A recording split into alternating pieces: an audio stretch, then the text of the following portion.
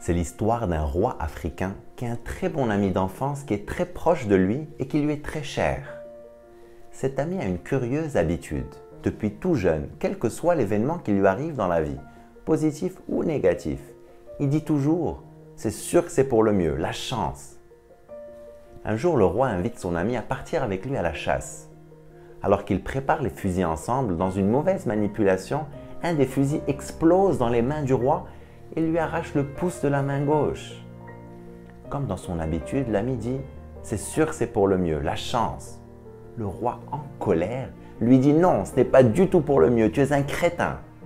Hors de lui, il ordonne à ses gardes de jeter son ami en prison. Quelques mois plus tard, le roi part chasser hors de son royaume et des cannibales le capturent.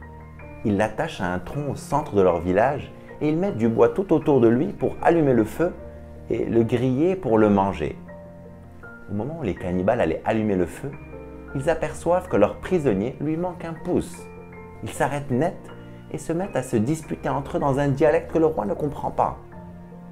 Dans leur superstition, les cannibales croient que s'ils mangent une personne mutilée, il pourrait leur arriver la même chose.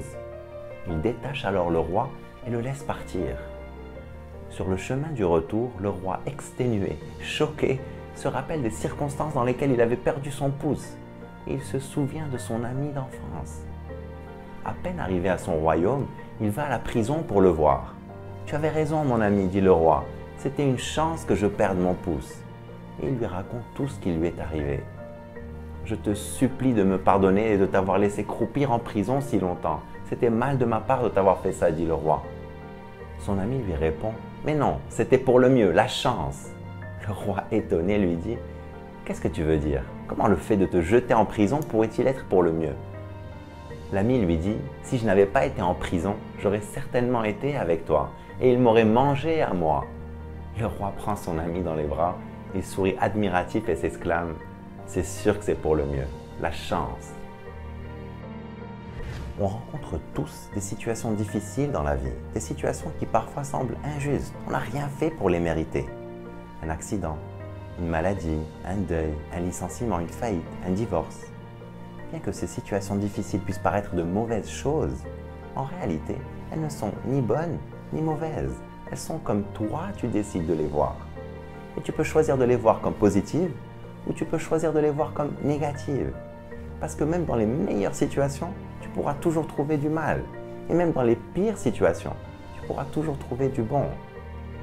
Et bien sûr que certaines épreuves sont douloureuses.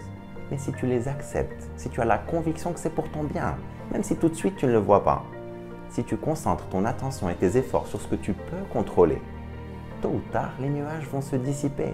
Tôt ou tard, le bon va émerger. Et tu vas réaliser que l'adversité que tu as traversée était indispensable pour rendre possible des choses merveilleuses pour ta vie.